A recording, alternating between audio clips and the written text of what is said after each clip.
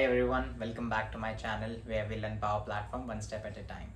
So today we are continuing our basic series and I'm super excited to tell all of you that from this video onwards we'll be continuing a series where we will be looking into how we can create a Power Apps from start till end. From start I mean from environment creation till pushing it to the production environment. We will be looking into all the different stages and steps involved in creating an application which is end to end. So let's get started. All right, so we are here. So this is the UI which we will be using to create our application, right? Which we talked about, library management system.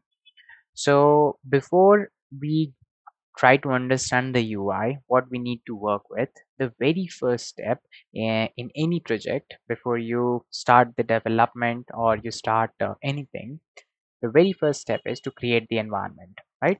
So today we will see how we can create an environment in Power Platform and how we can actually utilize that environment to create our production solution.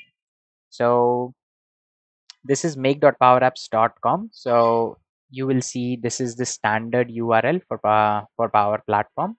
Now for Power Apps specifically, then you click on this settings icon here and then you click on this admin center. If you have your trial environment, you will be able to open the admin center and your admin center will look like this, which I'll show you in a second. Great, asking me to sign in.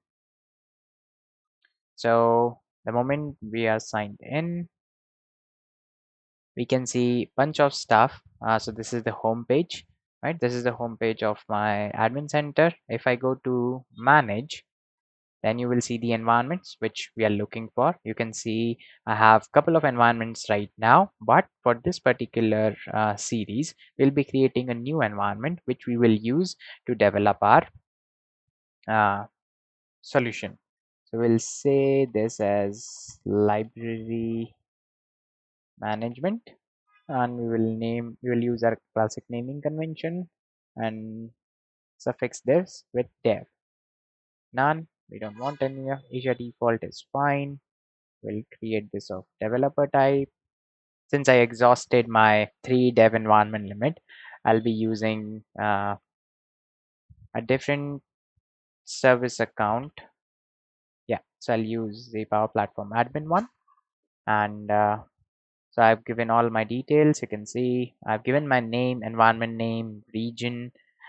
Each of these are based on from where you're accessing this URL, which is your admin.powerplatform.com. Since I am based out of India, this is auto selecting the Asia, which is fine. You don't have to worry about that. Select type developer.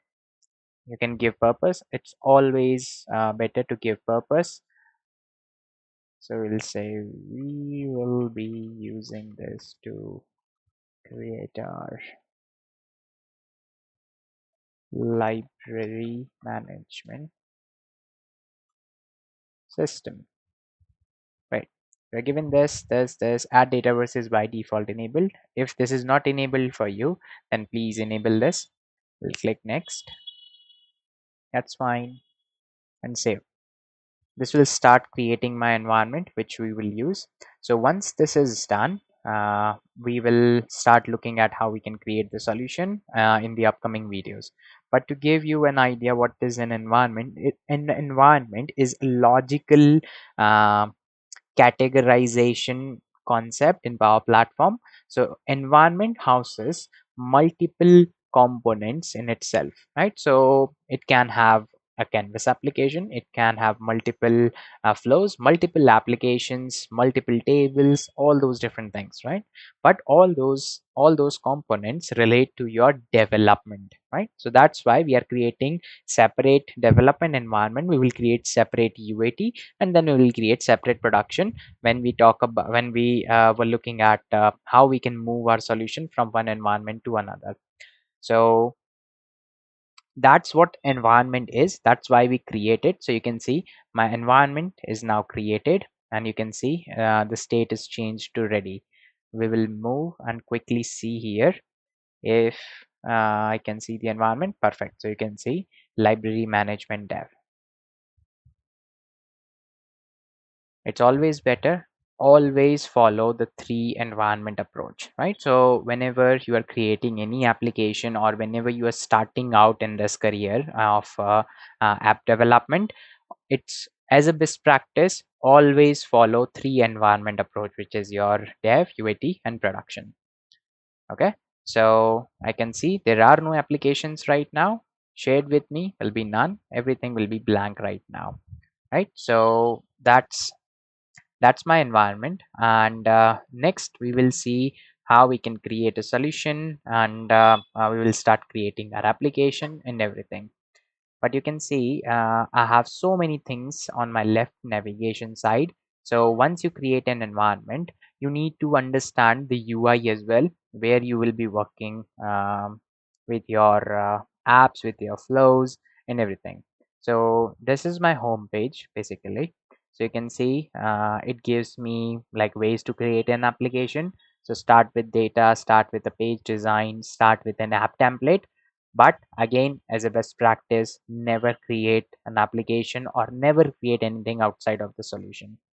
Why? We'll talk about it when we actually create the solution in the next video. But in this one, we are targeting how to understand how to create an environment and understand the UI where you will be working with, right? Since this is the basic series, and this is to give you like from basic to advanced idea how to create an application end to end. So this is the very first step: create an environment and understand the UI of the make.powerapps.com.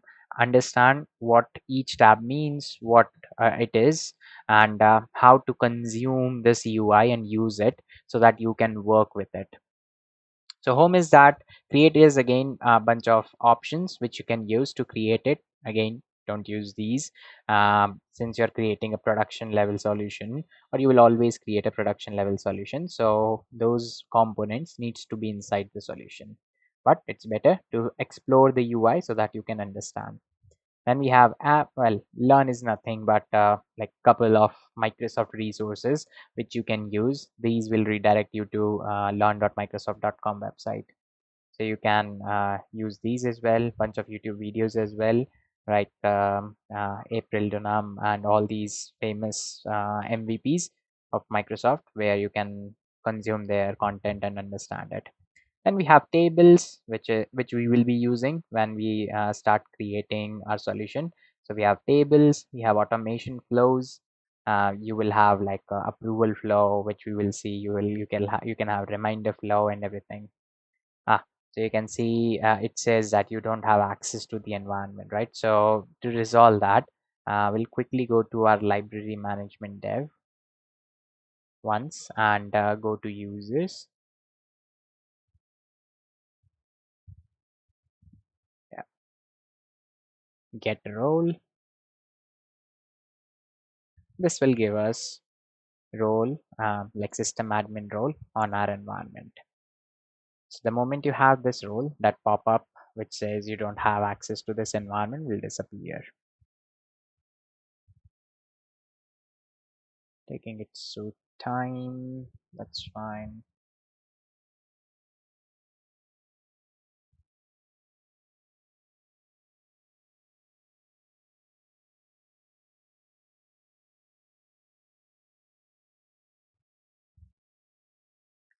Let's see if I got the role or not. Okay, still taking time.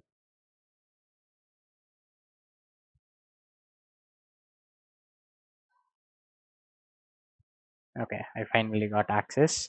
So you can see my name is appearing and everything. So let's go back. So this was the error which is coming up, and it should be gone now.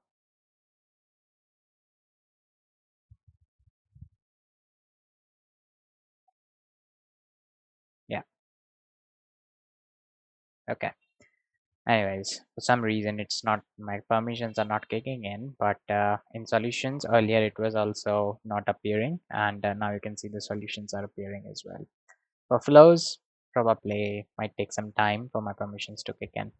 But yeah, tables, you understood tables, then yeah, these are like out of the box tables, which comes out of the box with Dataverse whenever you create a new environment.